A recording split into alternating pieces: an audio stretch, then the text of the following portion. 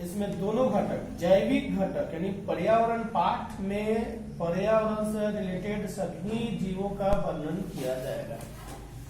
इसमें जैविक अजैविक घटक दोनों, पारिस्थितिक तंत्र में ये दोनों आता है।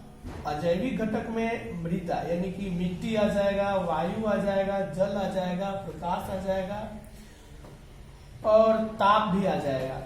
पारिस्थितिक तंत्र में सबका महत्व है, ताप का भी महत्व है, जल का भी महत्व है और वायु का भी महत्व है, मिट्टी का भी महत्व है। बता दें कि पारिस्थितिक तंत्र में अगर मिट्टी में जो भी खनिज पदार्थ या पौधे को जो भी प्राप्त होते हैं खाद्य पदार्थ नीचे से, वह मौजूद होता है। अगर वो न रहेगा तो पौधा बढ़ नहीं पाएगा। और जैविक घटक में आ जाता है पेड़ पौधा, जंतु, सूक्ष्म जीव, मनुष्य, ये सब जीव हैं। इन लोगों को जीने के लिए अजैविक घटक से अपनी पूर्ति करनी पड़ती है। अगर कहोगे कि पौधा मिट्टी से क्या प्राप्त करता है, तो खनिज लवण प्राप्त करता है, वायु से अपना भोजन प्राप्त करता है, सूर्य के प्रकाश से भी प्राप्त करता है, जल धरती से प्राप्त करता है। हम इस पाठ में यह बता दें कि ताप भी जरूरी है।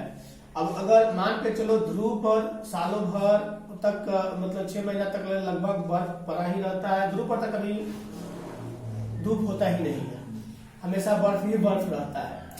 तो बता दें कि अगर बर्फ हमेशा रहे तो किस जीव को कठिनाई होगी।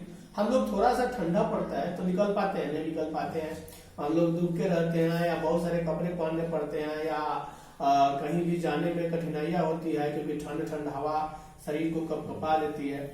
तो पेड़ पौधे, जंतु, मनुष्य, सूक्ष्म जीव, ये सभी जैविक घटक हो जाएंगे और अजैविक घटक में मृदा, वायु, ताप, जल और प्रकाश अजैविक घटक हो जाएंगे।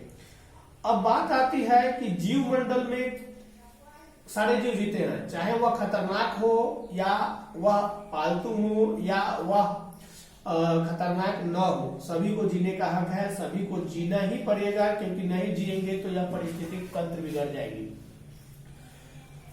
बिगड़ जाने का कारण होता है कि पारिस्थितिक तंत्र से एक घटक हट जाए तो पूरा का पूरा सिस्टम ही बिगड़ जाएगा। जैसे मान के चलो पेड़ पौधे की कमी महसूस होती है तो उस क्षेत्र में बारिश होती ही नहीं है, और पेड़ पौधे बहुत अधिक मात्रा में जहां रहता है वहीं पानी ज्यादा होता है, और पेड़ पौधे जहां रहेगा वहां मानव सही से या कोई भी जीव सही से सांस ले पाएगा। अगर किसी भी जीव को जीना है तो सांस लेना ही पड़ेगा। ऐसा कोई जीव का नाम बताओ जो बिना सांस लिए जी सकता है कोई जीव? या बिना हवा का जी सकता है? चाहे वो जिस माध्यम से ले, लेकिन हवा को लेना ही पड़ेगा तभी जी पाएगा। चाहे सूक्ष्म जीव हो या बड़े जीव हो, सबके सब लेते हैं। एक खतरनाक जीवों में लोग मानते हैं सांप को, लेकिन सारे जीव सांप खतरनाक नहीं होते हैं। सांप का भी कई प्रजातियां होती है, तो उसमें कुछ ही खतरनाक होते हैं। और खतरनाक सृष्टि ने बहुत सोच समझ के कुछ को खतरनाक बनाया, कुछ को खतरनाक नहीं बनाया। अब अजगर को ले लो, अजगर उतना खतरनाक नहीं होता है, लेकिन कहा जाता है, ऐसे तो हम लोग को हकीकत तो वैसे करते हुए देखे नहीं, कहा जाता है कि जब वो पकड़ता है किसी को ना तो लपेट लेता है। लपेटने के कारण क्या होता है कि वो इतना मजबूती से लपेटेगा कि हड्डी उड्डी तोड़ देगा और उसके बाद वो खाने की कोशिश करता है। अब बता दें कि इस पारिस्थितिक तंत्र में वन, समुद्र, झील, तालाब ये सब आते हैं। समुद्र में भी समुद्री जीव जीते हैं, पारिस्थितिक तंत्र का वो भी अंग है। हम लोग भूमि, पार्क, फुलवारी, तालाब ये सब हम लगाते हैं इसलिए कि सुंदर दिखे, और पेड़ पौधा ही सुंदरता को बढ़ाता है।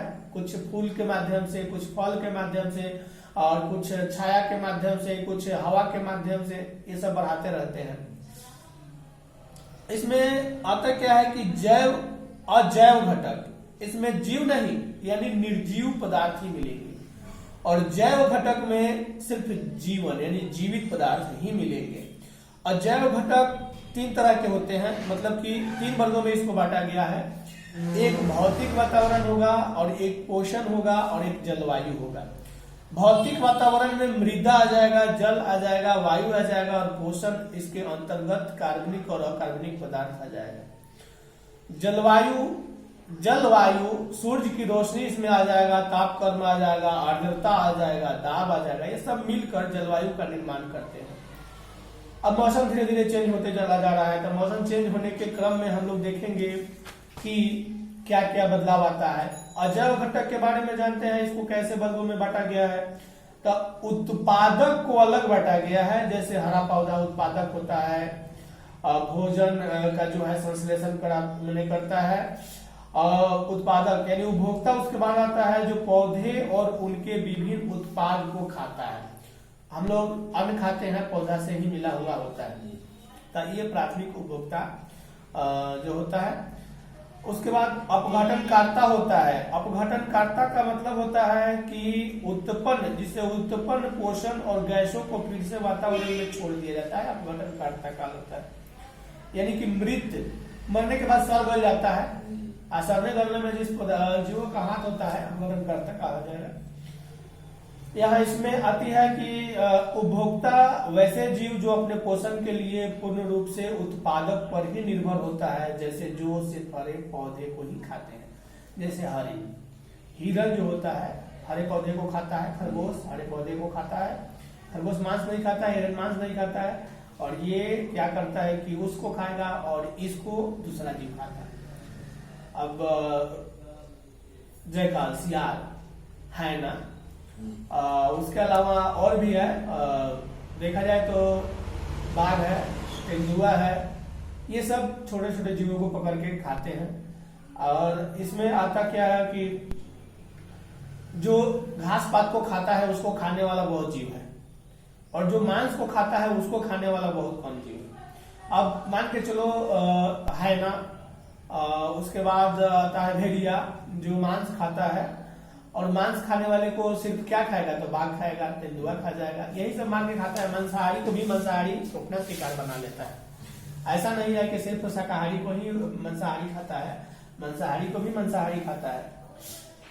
तो जो मांसाहारी को खाता है, हालांकि वो मांसाहारी खाता है, उसको फल दोगे तो उसको अच्छा नहीं लगेगा। जो मांस का प्राकृतिक ने उसको मांस के ही ऊपर डिपेंड करने के लिए बनाया है, तो मांस ही खाएगा। ग्रास होपर कीड़ा एक तरह से छोटा सा जीव है जो हरा कलर का दिखता है, जो हम लोग गेहूं के समय देखते हैं, ज्यादातर उड़ता है। उसको हम लोग यहाँ के भाषा में राम जी का घोड़ा बोलते हैं। बड़ा बड़ा पैर भी होता है, बहुत रफ्तार से भागता भी है, लेकिन उसको छिपकली खा जाता है, सांप खा जाता है, और चिड़िया मतलब कि जो भी चिड़िया हो, बाज हो, जो भी छोटे छोटे जीवों को खाने वाला है वो लोग पकड़ के खा जाता है। तो उससे उनका जीवन का निर्वहन हो जाता है, और वह जो जीव उनको खाकर अपना शिकार बनाते हैं, पर्यावरण के लिए वो भी लाभदायक है। मान के चलो एग्जाम्पल स्वरूप अगर सारे छिपकली को मार दिया जाए, तो सारे छिपकली को मारने के बाद क्या उत्पन्न होगा, तो वो छोटे मोटे जो कीड़े मकोड़े होते हैं वो ज्यादा संख्या में हो जाएंगे, जो हमें नहीं जीने देंगे। तो यानी कि प्राकृतिक ने जो भी जीवों को बनाया है एक दूसरे को कंट्रोल करके रखने के लिए बनाया है। किसी एक जीवों की संख्या ज्यादा हो जाएगी तो हमको लगता है कि और जिस जीवों पर अधिक संख्या वाले जीव अटैक करेंगे वो अब विलुप्त के कगार पर आ जाएगा। जैसे मान के चलो मानव की संख्या बढ़ती जा रही है, तो किसी न किसी जीव की संख्या कम हो रही है। अब किसकी कम हो रही है, मान के चलो एग्जाम्पल स्वरूप मानव की संख्या बढ़ रही है, मानव मांसाहारी में बकरी को खा रहा है, मुर्गा मुर्गी को खा रहा है, माने चिड़िया को खा रहा है, तो उसकी जनसंख्या कम होते चली जाएगी। अब कहोगे कि सर अधिक संख्या में अंडा देने के बाद अपने बच्चे को ज्यादा संख्या में पालते हैं, लाते हैं, तो हम मानते हैं, लाते हैं, फिर भी मानव एगो चिड़िया खाने से मानव का पेट नहीं भरता है। एक बार में कई चिड़िया को पकड़ते हैं लोग, एक दिन में कितना हजारों मुर्गा मुर्गी को काटा जाता है, लाखों की संख्या में काटा जाता है। हमको लगता है कि लगभग 50% से ज्यादा लोग मांसाहारी हो चुके हैं। पहले सुनने को मिलता था, कहीं बाजार में दिखाई नहीं देता था मुर्गा मुर्गी काटना, बहुत कम, लेकिन अब तो हमको लगता है कि सबसे ज्यादा उसी सबों का बिक्री है। चलो तो ये पारिस्थितिक तंत्र का अंग है, लेकिन इसको पाल कर खाने जोग बनाकर तब बेचा जाता है। लेकिन प्राकृतिक में जो स्वतंत्र रूप से भ्रमण करते हैं उनको मारकर खाना उचित नहीं है, उनको मारकर खाने से पारिस्थितिक तंत्र बिगड़ सकता है। अभी देख लो कि तेंदुआ की संख्या कम है या बाघ की संख्या कम है, या जो भी विलुप्त होने के कगार पर है, जैसे हम लोग के यहाँ गिद्ध जो पक्षी था वो अब दिखाई नहीं देता है। नहीं देने के कारण बहुत सारे ऐसे बीमारी उत्पन्न हो रहे हैं, क्योंकि आजकल जीव मरने के बाद लोग उसको गड्ढे खोदकर गाड़ देते हैं, और वो जो मरे हुए जीवों को खाते हैं, उनको खाने के लिए नहीं मिलेगा तो क्या खाएंगे, मरना ही पड़ेगा, या इस जगह को छोड़ना ही पड़ेगा, तो छोड़ के मर जाते हैं। सर्वभक्षी सब कुछ खाता है, और द्वितीय उपभोक्ता में आता है शेर आता है, बाघ आता है, सांप आता है, कुछ पक्षी जो कीड़े मकोड़े खाते हैं, ये सब द्वितीय उपभोक्ता में आता है। तृतीय उपभोक्ता में भी आता है, बाघ, शेर, चीता, गिद्ध, ये सब तृतीय उपभोक्ता में आ जाएंगे। तृतीय उपभोक्ता यानी कि जो दूसरे जीवों को खाते हैं, उन जीवों को ये लोग खाते हैं। और अपघटन मृत शरीर तथा जंतुओं के वर्ज्य पदार्थ का जीवाणु यानी बैक्टीरिया और फंगी कवक के द्वारा अपघटन किया जाता है। एक जीव मर जाता है, कुछ दिन के बाद सड़ जाता है, उसमें कीड़े पड़ जाते हैं, वह कीड़े उसको ऐसा अपघटित कर देता है। अब कीड़ा ये सोचता है कि कीड़ा मतलब कीड़ा वो तो उस जीव को खा जाएगा, खाने के बाद कीड़ा का क्या हाल होगा पता है? कोई चिड़िया आएगा, बैठेगा, सारा कीड़ा को चुन के खा जाएगा। ऐसा होता है, क्योंकि कीड़ा खाने के बाद कहाँ जाएगा, मिट्टी में वो तो सुरक्षित नहीं रहेगा, उसका उम्र ज्यादा नहीं होता है। जैसे एक मच्छर का उम्र बहुत कम होता है, ठीक उसी तरह से उस कीड़े का उम्र बहुत कम होता है, और दूसरे जीव उसको खा जाते हैं। हम इसमें बात करते हैं, आहार श्रृंखला की बात हो चुकी है कि उत्पादक पौधे को हिरण खाए, हिरण को बाघ खाए, यानी मांसाहारी जीव खा जाए। यहाँ घास को ग्रास हॉपर यानी वही जो हम बताए कि कीट होता है, राम जी का घोड़ा के रूप में हम लोग मानते हैं, ग्रास हॉपर बोला जाता है।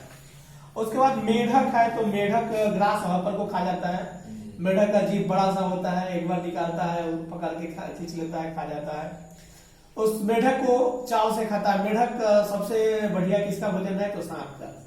मतलब मेढक समझो कि सबसे बेस्ट भोजन है, जैसे मानव का रोटी और दाल चावल है, उसी प्रकार उसका सबसे बेस्ट भोजन है मेढक। उसके बाद सांप मेढक को खा जाता है, और सांप को भी खाने वाला गिद्ध। गिद्ध तो उसको एक बार में पकड़ेगा तो बस, बाज भी वही हाल करता है, उसका मूरी को पकड़ लेगा, उसके बाद वो कितनों छटपटाएंगे, छोड़ने वाला नहीं है, एक बार में मूरी काट के हटा देगा, क्या करेंगे, बाद में खा जाएगा, और वो पेड़े पर ले जाकर टांग के खाता है। अब देखो छोटे छोटे जीव, शैवाल को नदी में देखोगे, तालाब में देखोगे, नीचा काई जैसा हो जाता है, बड़ा बड़ा शैवाल। छोटे जंतु उसको खा जाते हैं, छोटी मछली उसको खा जाती है, बड़ी मछली छोटी मछली को खा जाती है, और मछली को मांसाहारी पक्षी भी खा जाते हैं, जैसे बकुला हो गया, बत्तख हो गया, ये सब मछली को ढूंढ ढूंढ कर खाते हैं। और उससे बढ़कर तो मानव है जो मछली को पकड़ के खा जाता है। पौधे को कृमि खाते हैं, कृमि को चिड़िया खाता है, चिड़िया को बिल्ली, और बिल्ली को चिड़िया को बिल्ली खा जाता है। पारिस्थितिक तंत्र का यह घटनाक्रम बताया गया है बुक में। हिरण घास को खाता है, और हिरण को बाघ खा जाता है।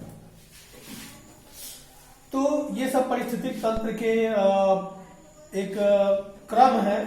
इस क्रम के अनुसार जीव अपने आप को बढ़ाने की कोशिश करते हैं, उससे बचते हैं तो बढ़ते हैं, नहीं तो नहीं बढ़ते हैं। जहां जिस जंगल में जौन सा जीव मांसाहारी है वो शाकाहारी पर अटैक करता है, शाकाहारी पेड़ पौधे को खाता है, शांति से उसकी जिंदगी नहीं कटती है। और एक बात और है कि हम मानते हैं कि मांसाहारी शाकाहारी को खाता है, लेकिन इससे पारिस्थितिक तंत्र इसलिए बना रहता है कि अगर कोई शाकाहारी जीव अपनी उम्र ढलने लगे, यानी कि बुढ़ापा आने लगे, तो उसको भगान ज्यादा नहीं होगा, यानी भाग नहीं पाएगा, रनिंग उसका कम हो जाएगा। कम होने के कारण मांसाहारी जीव आसानी से अटैक करेंगे, पकड़ लेंगे, खा जाएंगे। अब कारण यहाँ एक और बनता है कि वो अगर खा जाते हैं तो वह मरेगा नहीं, क्योंकि वो तो किसी का आहार बन गया, मांस को तो नोच नोच कर खा गया। अब खाने के बाद उसका मांस सड़ेगा नहीं और उससे बदबू नहीं आएगी।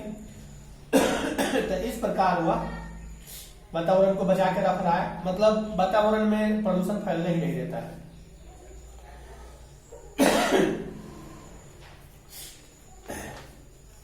अब इसमें इन जीवों को भी बचाना जरूरी है। हम लोग अपशिष्ट पदार्थ को इधर उधर फेंक देते हैं जिससे बदबू आती है। एक जीव किसी जीव को खाकर बदबू नहीं आने देता है, तो मानो अगर सोच समझकर उस अपशिष्ट पदार्थ को इधर उधर न फेंके तो हमको लगता है कि बदबू नहीं आएगी। आजकल नाले नालियां से बदबू ज्यादा आती है, तो मानव उस नाले नालिया का प्रयोग उचित कार्यों के लिए नहीं कर पाता है। उस नाली का प्रयोग है कि हम स्नान करते हैं या जो भी कचरे का पानी होता है वह है, लेकिन उसमें कचरा से भी अधिक कचरा फैला देता है। बड़े बड़े शहर में बड़े बड़े नाले होते हैं, उसमें तो हम देखे हैं बहुत ऐसे मरे हुए जीवों को फेंक देते हैं लोग, जो पूरे आसपास में फैलते रहता है उसकी बदबू, और उससे आने जाने वाले को तकलीफ होती है, नजर पड़ता है तो अच्छा नहीं लगता है। तो अपशिष्ट पदार्थों को ऐसे जगह निपटा देना चाहिए ताकि न लगे कि लोगों को जो है कोई कठिनाई हो या बदबू आए, नजर न पड़े। उस स्थिति में तनिषा जैव निम्नीकरण अवशिष्ट आता है, यानी कि इसमें बताया गया है कि ऐसे वांछित पदार्थ जिन्हें जैविक अपघटन के द्वारा पुनः उपयोग में आने वाले पदार्थों में बदल दिया जाता है, जैव निम्नीकरण कहलाते हैं। यानी भू रासायनिक चक्र, इसका अध्ययन करके देखोगे तो पता चलेगा कि हम लोग यहाँ पानी पीने के बाद या स्नान करने के बाद जो नाला में बहा देते हैं वह कहीं गड्ढे में जाकर सूख जाता है, तो सूख के कहाँ जाता है, सूख जाता है तो धरती उसको अवशोषित कर लेती है, वह उस जल स्तर तक पहुंच जाता है जमुना जल स्तर से हम लोग पानी को खींचकर पीते हैं। यानी धरती के अंदर जाने में कितने परत को पार करने पड़ते हैं। उस मतलब सबसे पहले ऊपर रेतीली भाग को पार करेगा, नीचे आएगा तो उससे दोमट को पार करेगा, उसके नीचे आएगा तो कठोर मिट्टी को पार करेगा, उससे अवशोषित होते हुए छट कर नीचे जाएगा और उस लेयर तक पहुंचेगा जिस लेयर से हम लोग हैंड पाइप के द्वारा पानी को खींचते हैं, पीते हैं, फिर हम लोगों के प्रयोग में आ जाता है। तो ये इस प्रकार से हम लोग कहेंगे कि यह अपघटन करके फिर हमको मिल जा रहा है। और जैव निम्नीकरण में जैविक अपघटन यानी बताया गया है कि प्रदूषण के कारण ऐसे कार्य जिनका जैविक अपघटन नहीं हो पाता है वो अपने स्वरूप को हमेशा बनाए रखते हैं, वो प्रकृति के लिए घातक होते हैं। अब बता दे तुमको कि नष्ट नहीं होते हैं, ये क्या है अनिर्णीकरण अवशिष्ट। अब रसायन का प्रयोग हम लोग दवाओं का प्रयोग खेतों में करते हैं, रसायन का प्रयोग खेतों में करते हैं या तो कीड़ों को मारने के लिए या फसल में अधिक उपज लाने के लिए, तो उसकी जो है वो नष्ट नहीं हो पाता है, वो हमेशा के लिए बने रहता है, उससे बीमारी भी फैलती है। इसमें बताया गया है कि पेटनाशी जैसे डीडीटी, सीसा, आर्सेनिक, एल्युमिनियम, प्लास्टिक, रेडियोधर्मी पदार्थ प्रदूषण के कारक जैव अनिम्नीकरण पदार्थ है, इसका निम्नीकरण नहीं हो पाता है। बड़े बड़े शहरों में लोग कचरा अपने घर से निकलता है तो उसको कूड़ेदान में डालते हैं, कूड़ेदान में डालने के बाद गाड़ी आती है उठाकर ले जाती है, कहीं एक जगह इकट्ठा करती है, वहाँ यहाँ तो ऐसी व्यवस्था देखने को नहीं मिलती है, नियमता वो उठा कर ले जाती है। तो उसको ऐसा व्यवस्था होना चाहिए कि या तो उसको पूरी तरह से सुखा दे या तो उसको उस जाली पर डाले जहां से मिट्टी के कण अलग हो जाए, प्लास्टिक अलग हो जाए, प्लास्टिक अलग करके उसको इथेनॉल बनाने में या उसको प्लास्टिक का पेट्रोल बनाने में या प्लास्टिक का सड़क बनाने में जहां जैसे प्रयोग किया जा रहा है वैसे हो जाए। लेकिन यहाँ वैसे नहीं करता है, लोग प्लास्टिक को ले जाएगा लोग और उसको डंप कर देगा लोग, डंप से इतनी बदबू आती है कि रास्ते से गुजरना मुश्किल हो जाता है। तो वो अच्छा नहीं है। अगर सरकार ऐसी व्यवस्था करती है किसी भी कंट्री का हो तो उस डंप को जैसे हम लोग बोलते हैं चालने की विधि, वो उस पर डालकर उसको इतना हिलाए डुलाए कि उसमें से मिट्टी के कण या जो भी जैसे सब्जी का छिलका उलका हो वो सब अलग हो जाए। वो तो सड़ जाते हैं तो वो अलग हो जाए, तो उसको डंप करेगा वो तो सड़ जाएगा तुरंत। और जो पॉलीथीन है उसको कम से कम अलग कर ले, पॉलीथीन में ही लोग बांध कर फेंकते हैं, या पॉलीथीन को पूरी तरह से बैन कर दे। और पॉलीथीन से जब अलग कर लिया जाएगा तो वो सड़ जाएगा, वो मिट्टी में मिल जाएगा, पॉलीथीन अलग हो जाएगा। तो इसका उपयोग, क्योंकि पॉलीथीन उसमें धरती में जाने के बाद सड़ता नहीं है, वो धरती को और बिगाड़ देगा। तो ये कचरे को एकत्रित करके सरकार को ऐसी व्यवस्था करनी चाहिए या लोगों को सामाजिक स्तर पर व्यवस्था करनी चाहिए। मान के चलो कि हमारे घर से ज्यादा निकल रहा है तो हम उस पॉलीथीन को इकट्ठा करके रखेंगे तो उसको या तो देखते हो रस्सी बांटते हैं लोग, कितना दिन तक चलता है।